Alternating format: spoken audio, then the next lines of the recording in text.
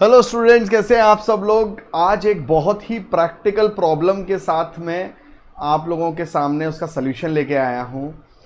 Job के साथ कैसे पढ़ाई करें। बहुत बच्चे लगातार इस बात को मैसेज के थ्रू पूछ रहे थे और फिर मुझे लगा कि क्योंकि ये सबकी प्रॉब्लम है, एक ज़माने में मेरी भी हुआ करती थी, और तो मैंने कहा क्यों ना इस बात का एक पुख्ता सलूशन, प्रैक्टिकल सलूशन दिया जाए जो मैंने भी अपनाया था।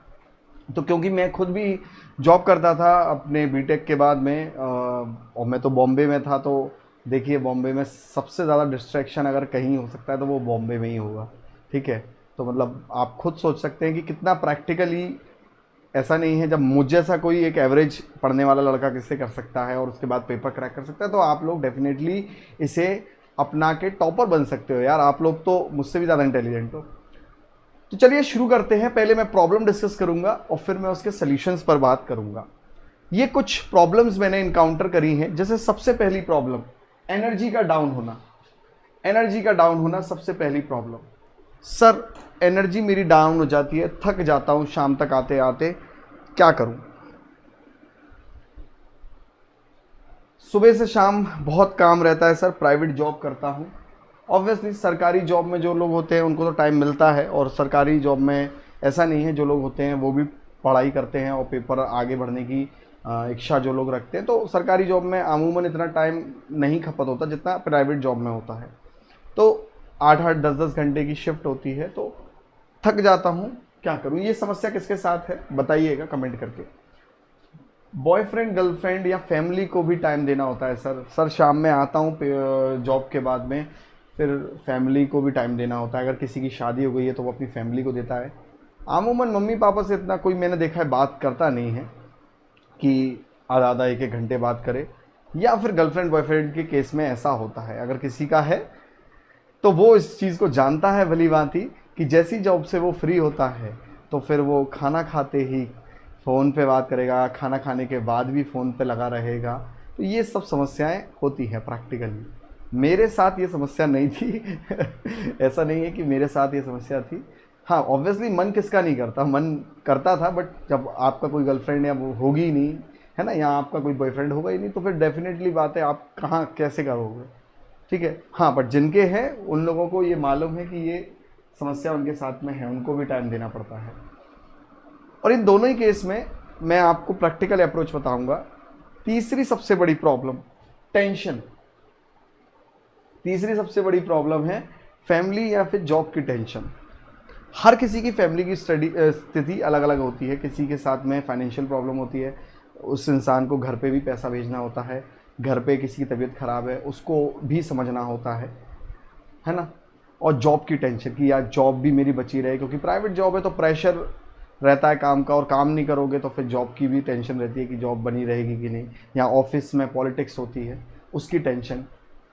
तो तीसरा पॉइंट है टेंशन सर इतनी रहती है, फोकस नहीं बन पाता। इसके कारण से, टेंशन के कारण से फोकस नहीं बन पाता। मतलब कि तीसरी प्रॉब्लम के साथ में चौथी प्रॉब्लम अपनी आप उपज के आती है कि जब सर इतनी सारी टेंशन है तो मैं शाम में अगर सोचूं पढ़ने की, या मैं सोचूं पढ़ने की कैसे भी किसी भी टाइम में, तो फोकस नहीं बन पाता, दिमाग उसी चीज़ में जाता है। यार गर्लफ्रेंड नाराज़ हो जाएगी या बॉयफ्रेंड नाराज़ हो जाएगा, या फोकस नहीं बन पा रहा यार, दिमाग में 50 टेंशन है। फिर आखिरी प्रॉब्लम जो बच्चे काफ़ी फेस करते हैं वो है सर खाना बनाने में ही आधा से ज़्यादा टाइम निकल जाता है। बाहर हम लोग रहते हैं तो सर क्या करें अब, फिर उसके बाद थक के सो जाते हैं। फिर कहानी जो है सीधी की सीधी थकने पे आ जाती है। ठीक है, फिर कहानी सीधी की सीधी थकने पे आ जाती है, सो जाते हैं। इसका सल्यूशन क्या है देखिए ध्यान से। इसका एक सबसे प्रैक्टिकल सल्यूशन है। इन चार प्रॉब्लम का सबसे प्रैक्टिकल और माना हुआ सल्यूशन ये है कि आप मॉर्निंग टाइम में स्टडी करिए। देखो यार एक बात सुनिए ध्यान से, ये जॉब के साथ में पढ़ाई के लिए मैं आपको बात बता रहा हूँ। अगर आप जॉब नहीं करते होते, पूरा दिन आपके पास होता, तो मैं कोई ऐसा नहीं है कि मैं केवल मॉर्निंग स्टडी को ही, बड़े बूढ़े जैसे कहते थे नहीं यार सुबह पढ़ो भैया, सुबह पढ़े, लल्लू सुबह पढ़ेगा तो ज़्यादा होशियार बनेगा। मैं केवल ऐसा नहीं है कि उसी चीज़ को आप लोगों को बता रहा हूँ, बट ये एक प्रैक्टिकल बात है।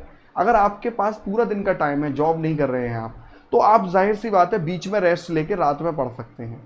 पर अगर आप जॉब कर रहे हैं तो जाहिर सी बात है सुबह से लेकर शाम तक आप काम कर रहे होंगे, और पूरी की पूरी एनर्जी जब आप सुबह उठते हैं तो आप अपने शरीर के साथ में पूरी की पूरी एनर्जी, ऊर्जा लेके उठते हैं, और शाम तक वो ऊर्जा काम में खर्च होते होते लास्ट में आपके पास थोड़ी बहुत बचती है। फिर आप उस ऊर्जा के लिए या उस एनर्जी में केवल आप एक रिलैक्स वाले मोड में रहना चाहते हैं। 99% रिलैक्स वाले मोड में रहना चाहते हैं, और ये 99% लोगों के साथ होता है। मैं 1% लोगों की बात नहीं कर रहा हूँ यहाँ पे। तो होता ये है कि अगर मैं आपको ये सजेस्ट करूँ कि आप जब जॉब से आ रहे हैं, चाहे आपकी 8 घंटे की शिफ्ट हो चाहे 10 घंटे की शिफ्ट हो, आप प्रैक्टिकली सोचिए कि आप इतना लास्ट एनर्जी के, जैसे कहते हैं ना बैटरी बिल्कुल 20% रह गई है, आप उस स्टेज पर होगे। तो जब बैटरी 20% रह गई है तो फिर आप क्या करते हो, जो ज़रूरी काम है वो करके सीधा ख़त्म, दोबारा चार्ज होने चले जाते हो, दोबारा सोने चले जाते हो, फिर आप सुबह उठते हो। जब आप सुबह दोबारा उठते हो तो फिर से एनर्जी आपकी फुल होती है, और आपके पास मैक्सिमम फोकस आप बना सकते हो उस एनर्जी के साथ में। तो मैं आप सब लोगों को यही कहूँगा कि आप अगर जॉब से आ रहे हैं तो आप अपना ज़्यादा लजीज खाना ना बनाते हुए एक साधारण खाना आप बनाइए। अगर आप खुद खाना बनाते हैं, वैसे तो मैं प्रेफर करूँगा कि आप टिफ़िन सर्विस ले लीजिए अगर आपके पास पैसे की प्रॉब्लम ना हो, है ना, उससे आपका टाइम बचेगा। बट अगर आप मान लीजिए फिर भी खाना बना रहे हैं, चाहे 2-3 लोग रूम पर रह रहे हैं खाना बना रहे हैं, तो बहुत ज़्यादा लजीज चक्कर में मत फंसिए। एक बात ध्यान रखिए कि आप ये मत सोचिए कि नहीं पनीर पकौड़े ही खाने हैं, नहीं आज तो जो है बिरयानी बनेगी, आज जो है पनीर मटर पनीर बनेगी, आज जो है मशरूम बनेगी। आप फिर मेन्यूज़ मत ढूंढिए, आपके पास साधारण खाना होना चाहिए कि जो जल्दी से जल्दी कम टाइम में बन जाए। मेरे साथ एक बच्चा सिलेक्ट हुआ था, जब मैं उसको पढ़ा रहा था, मतलब मेरा स्टूडेंट था, तो वो केवल और केवल कहता था सर मैं 70% दिनों में चावल खाता था। ठीक है, अगर मैं ये नहीं कह रहा कि आप भी चावल ही खाइए, क्योंकि चावल जल्दी बन जाते हैं।